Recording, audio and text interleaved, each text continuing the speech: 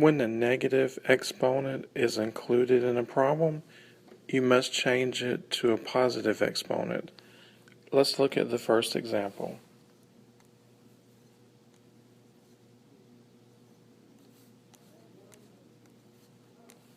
We have d squared f to the negative 7 over 3c to the negative 6.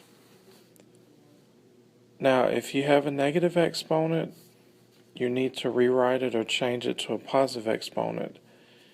If the negative exponent is on top and you need to change it, move it down to the denominator. So we'll take f to the negative 7 and move it down there. And the c to the negative 6 power, move it to the top. So when we do that, our final answer is, and this doesn't have to be in alphabetical order, d squared c to the 6 over 3f to the positive 7. So again, you're doing a reciprocal to convert a negative exponent into a positive one. Let's look at another example.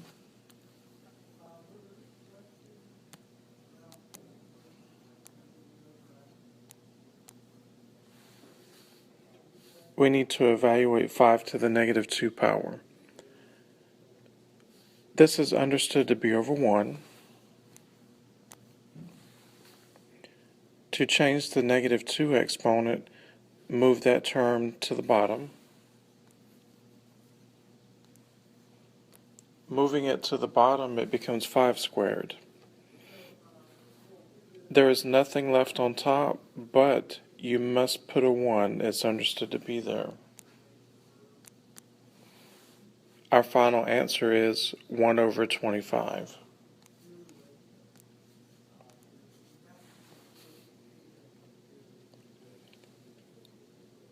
Let's look at an example where you are using more than one exponent law.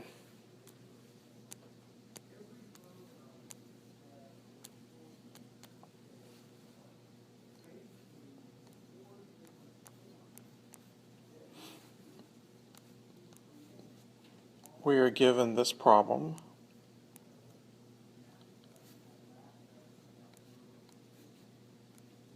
Everything is raised to the negative 2 power. We need to use a combination of rules, most notably the power rule. Everything on the inside, including that 7, is being raised to the negative 2 power. So we have 7 to the negative 2,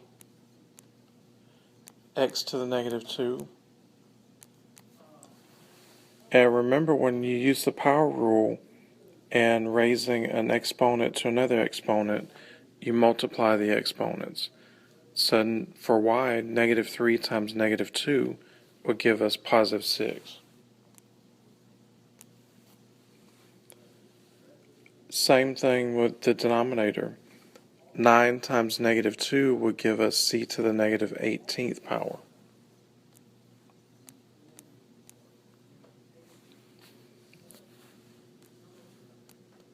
Now the next step,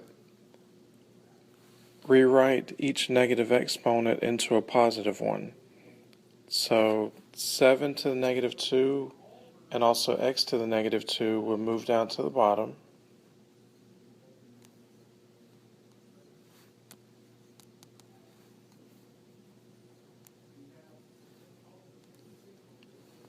The y to the 6th power stays where it is. C to the negative 18 will move up top.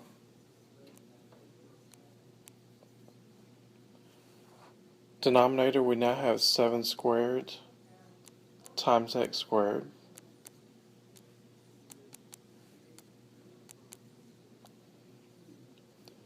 And so our final answer is c to the 18th, y to the 6th, over 7 squared, go ahead and evaluate that, make it 49. X squared. Again, if you have a negative exponent, you must move it to change it to a positive one. Let's look at one more rule, known as the product rule.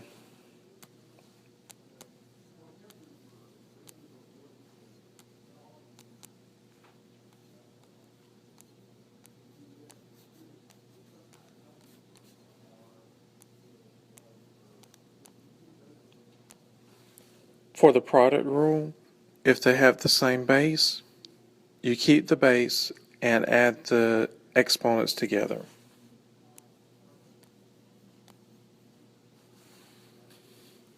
So product rule means to add the exponents.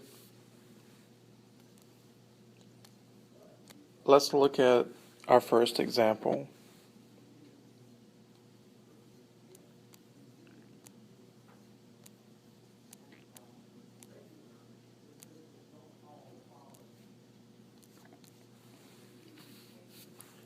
If you have regular numbers in front, that's just plain multiplication. So 3 times 7 would be 21, times 2 would give us 42.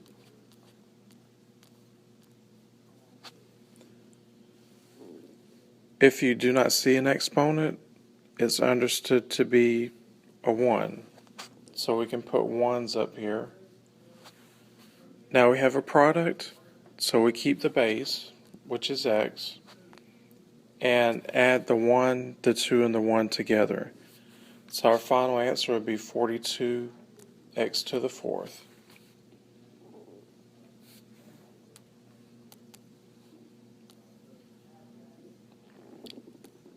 Let's look at another example.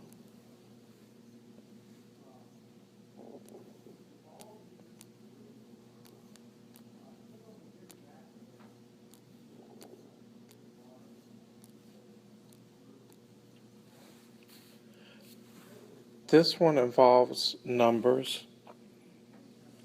Well, the negative 3 is the common base, so you keep it in parentheses.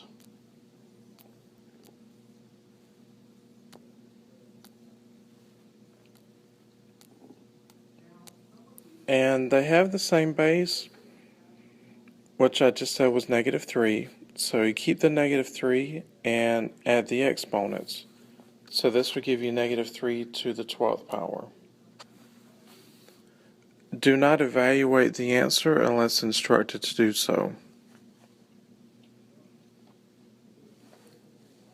Next up, we will look at polynomials and different operations with them.